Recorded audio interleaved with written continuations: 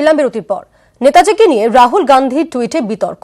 জন্মদিনে নেতাজিকে শ্রদ্ধা রাহুলের টুইটে নেতাজির মৃত্যুদিনের উল্লেখ করায় বিতর্ক তৈরি হয়েছে।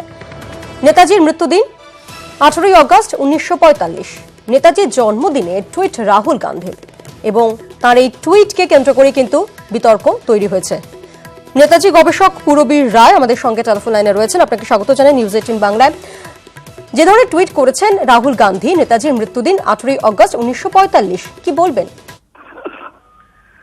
আমার প্রথম প্রশ্ন হচ্ছে যে ওনার কাছে কি কি সম্ভাব্য সমস্ত সূত্র ধরে করছেন এবং কি কি ধরনের উইটনেস আছে, এভিডেন্স আছে, সেটারও কোনো একটা জানা দরকার। তার প্রধান কারণ যে আজ অব্দি 18ই অগস্ট 1945 সালের এই দুর্ঘটনাকে তারা প্রমাণ করে উঠতে পারেননি, কিন্তু বারে বারেই কংগ্রেস এবং অন্যান্য রাজনৈতিক দলেরা এটাকে আঁকড়ে ধরে বলে চলেছেন যে হয়েছে। কিন্তু হয়েছে বললে তো হবে না, তার সাথে তো প্রমাণপত্র চাই। সেই প্রমাণপত্র কিন্তু নেহেরু কিছুই সেরকম দেখাতে পারেননি।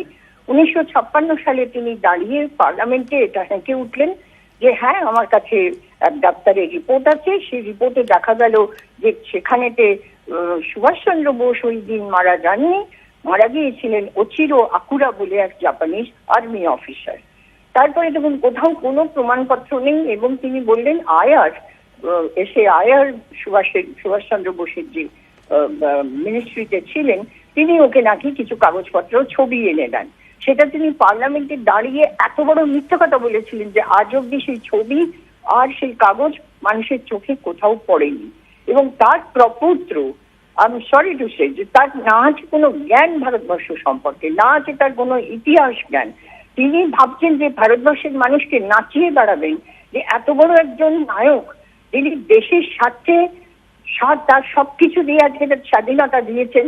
আজকে তার ইন্ডিয়ান ন্যাশনাল আর্মিকে অব্দি আমরা তাদের সম্মান দেখাচ্ছি, তিনি সেখানে এইভাবে অসম্মানিত করছে একটা মিথ্যে কথা বলে। এবং এই মিথ্যের যদি কোন রকম সেইভাবে বিচার না হয়, আমি বলবো যে ভারতবাসী আজকে ঘুমিয়ে পড়েছে, ভারতবাসীর কাছে আর কিছু নেই।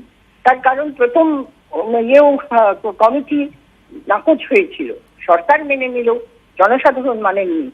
দ্বিতীয় ঘোষণা কমিশন সরকার মেনেছিলেন, পাবলিক মানেনি, এই একই ইস্যুতে। আর তৃতীয়ত যখন মুখার্জি কমিশন তদন্ত করে বার করলেন কাগজপত্র ঘেটে যখন জনগণ মানলেন, তখন সরকার এক কথা, কারণ কংগ্রেস সরকার তখন বসেছিল পার্লামেন্টে, তারা সেটাকে ফেলে দিলেন। এটা কি চলছে আমাদের দেশে এটা বোঝবার বাইরে, যে ইতিহাসের সত্য জায়গাটা খুলে দেওয়ার মতন কারুর কেন এত সৎসাহস হচ্ছে না? বা আমরা গবেষকরা আজকে 26 বছরের উপর গবেষণা করে যেসব খুঁজে পাচ্ছি, তারও কোনো উত্তর মিলছে না। এই যে একটা দিনের পর দিন চলেছে, আর এই 23শে জানুয়ারি এটা নিয়ে সামান্য আলোচনা হয়ে শেষ হয়, আমি বুঝে উঠতে পারি না যে রাহুল গান্ধী কি জানেন ইতিহাসে, কি বুঝেছেন, কি করে টুইট করে দিয়ে সারা ভারতবর্ষের লোককে নাচিয়ে বেড়াচ্ছেন। এটার কোনো সুরাহ করা দরকার। এবং আমি অনেক ধন্যবাদ জানাচ্ছি আপনাদের যে অন্তত একটা মিডিয়ার মাধ্যমে কিছু মানুষের কাছে তো পৌঁছাচ্ছে। ধন্যবাদ আপনাকে। আমাদের সঙ্গে টেলিফোন লাইনে ছিলেন নেতাজি গবেষক পুরবীর রায়।